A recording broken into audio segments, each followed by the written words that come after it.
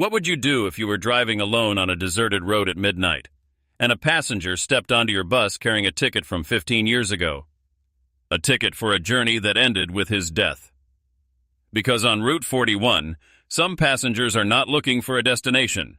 They are looking for someone who remembers. If you enjoy dark mysteries, psychological horror, and stories where every detail hides a secret, make sure to subscribe, because tonight's story begins on a road where the past never stays buried. Ashwick County, Maine. Winter, 1997. A forgotten town surrounded by endless forests, abandoned factories, and roads that disappeared into the fog. Most people had left Ashwick years ago, but one man remained tied to its darkest secret. His name was Elliot Mercer. For more than 20 years, Elliot had driven the final night route through Ashwick County. Every night, he took the old green transit bus along County Road 41, a stretch of highway locals called the Widow's Mile. People said strange things happened there after midnight. Lost travelers heard voices in the woods. Drivers saw lights moving where no houses existed, and some claimed they saw an old bus stopping at a road sign that had been removed years ago. Elliot never believed those stories. At least he told himself he didn't. Because every night at exactly 11:47 p.m., he slowed the bus near that forgotten stop. He never knew why. His foot simply touched the brake, like some part of him was waiting for someone. Then came the coldest night of the winter. Snow covered the road. The bus engine struggled against the freezing wind. Elliot stared through the foggy windshield and saw a figure standing alone beside the abandoned stop. A man, waiting. Elliot opened the door. The stranger stepped inside wearing a dark wool coat, carrying an old leather briefcase. He looked completely ordinary, almost too ordinary. "Where are you heading?" Elliot asked. The man looked towards the road ahead. "Raven Bridge." Elliot's expression changed. "That bridge has been closed for 15 years. The stranger slowly smiled. "I know." Then he reached into his pocket and placed an old paper ticket on the dashboard. Elliot looked down, and every sound inside the bus disappeared. The date printed on the ticket was November 14th, 1982. The night of the Raven Bridge disaster. The night that killed 8 passengers. The night Elliot Mercer could never remember. The man picked up his briefcase. "My name is Samuel Bell." Elliot stared at him. Because Samuel Bell was not a missing person. He was not a traveler. He was not someone who should have been standing on that road. Samuel Bell had been dead for 15 years. The name stayed frozen in Elliot Mercer's mind as the old bus moved through the darkness of Route 41. Elliot kept looking at the man sitting in the back seat. The same man who should have been buried years ago. The same man whose name appeared in the official records of the Raven Bridge disaster. Finally, Elliot broke the silence. "Who are you?" Samuel looked out of the window at the passing trees. "You already know who I am." "I know what the records say." "And what do they say?" Elliot tightened his grip on the steering wheel. "That you died." Samuel looked back at him. "Records are written by people. People forget things." The bus continued through the thick winter fog. But Elliot noticed something strange. The old radio, which had been broken for years, suddenly turned on. Static filled the bus. Then a voice came through. A police emergency broadcast. November 14th, 1982. Emergency units requested at Raven Bridge. Multiple casualties reported. Elliot's hands went cold. He reached for the radio and switched it off. The voice continued. "Driver condition unknown." Elliot froze. He had heard those words before. Not from a radio. From somewhere inside his own memory. After that night, Elliot could no longer ignore what was happening. Every time Samuel boarded the bus, another piece of the past returned. A child's scream, the smell of smoke, glass breaking, a hand pressing against the side window. But every memory disappeared before Elliot could understand it. Samuel knew exactly what was happening. "You're getting closer," he said. "Closer to what?" "To remembering." Elliot looked at him through the mirror. "Why are you doing this?" Samuel opened his briefcase. Inside were old newspapers, photographs, and a small black notebook. "I spent my last days trying to prove something." Elliot looked at the notebook. "What?" Samuel placed it on the seat beside him. "That Raven Bridge was never an accident." The next evening, Elliot went to see retired Sheriff Arthur Caldwell. Caldwell had investigated the crash 15 years earlier. When Elliot mentioned Samuel Bell, the old sheriff went silent. "Where did you hear that name?" "He was on my bus." The sheriff slowly looked up. "Elliot, Samuel Bell was one of the victims." Elliot felt his stomach drop. Caldwell opened an old file cabinet and removed a damaged folder. Inside were pictures from the crash, the destroyed bus, the broken bridge, the victims. Then Caldwell pulled out one final document, the original passenger list. Elliot scanned the names. And then he saw something impossible. At the bottom of the list was a name he recognized. Not Samuel Bell, not another passenger, his own. Elliot Mercer, driver. Caldwell whispered, "You weren't supposed to survive that night." And for the first time in 15 years, Elliot began to remember. Disclaimer. Before we begin, it is important to clarify that the story you are about to hear is a work of fiction. The characters, locations, and events in this narrative are not based on any single real incident. However, the story is inspired by real historical themes connected to old American highways, transportation disasters, and the forgotten stories of small towns. Throughout the 20th century, road travel became an essential part of life across the United States. As highways expanded, buses became one of the most important forms of transportation, especially for people living in rural communities. But long-distance travel also came with risks.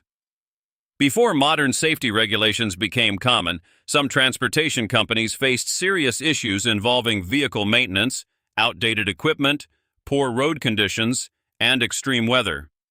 Investigations into major accidents often revealed failures that had been ignored before tragedy struck. Many rural roads across America developed their own legends. Abandoned highways, old bridges, and forgotten towns became places where communities preserved stories of accidents, missing travelers, and unexplained events. While many of these stories became part of local folklore, they also reflected something real, the memories people attached to places where life-changing events occurred.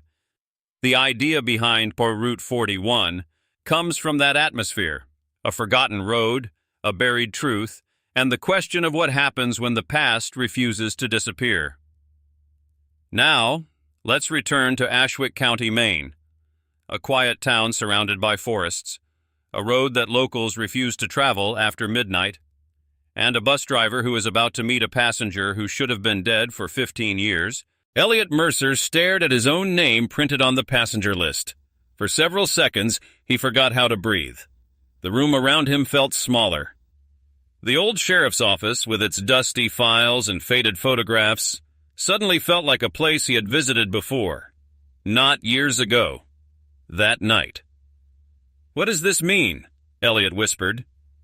Sheriff Arthur Caldwell did not answer immediately. He looked like a man who had carried the weight of a secret for far too long. "It means you need to stop asking what happened to that bus." Caldwell pushed the file across the desk. "And start asking what happened to you." Elliot opened the folder. Inside were photographs from the Raven Bridge disaster, the damaged bus, the broken road, the rescue teams. Then he saw something that made his hands shake. A photograph of him, standing beside the wreckage. But there was something wrong. He was not injured. He was not trapped. He was standing outside the bus, holding a small black notebook. Samuel Bell's notebook. That night, Elliot returned to Route 41. He needed answers. At exactly 11:47 p.m., the old bus stop appeared through the fog, and Samuel Bell was already waiting. Elliot opened the doors. "You knew!" Samuel stepped inside. I knew you would remember eventually. You were never just a passenger, were you? Samuel sat down quietly. No. Elliot looked at him in the mirror. Then tell me the truth. Samuel opened the leather briefcase. Inside were photographs, documents, and handwritten notes. The bus company knew the brakes were failing. Elliot stared. What? Samuel placed a maintenance report on the seat. Ashwick Transit ignored safety warnings. They kept running damaged vehicles because repairs cost money. Elliot picked up the document. The signature at the bottom belonged to one man, Martin Crowe, the owner of Ashwick Transit. The crash was covered up, Samuel continued. They blamed the weather. They blamed the road. They blamed everyone except themselves. Elliot looked at Samuel. And you found this? Samuel nodded. I was investigating the company. I was going to expose them. Then why didn't you? Samuel looked away. Because I died before I got the chance. The bus moved deeper into the fog. Outside the windows, the trees began to disappear. The road ahead looked different, older, like time itself was changing. Elliot saw something in the distance. A bridge. Raven Bridge, the place he had avoided for 15 years. No, Elliot whispered. Samuel looked at him. You need to see what happened. The closer they got, the louder the memories became. The sound of rain, the scream of metal, people shouting. Elliot grabbed the steering wheel. I don't want to remember. Samuel's voice became softer.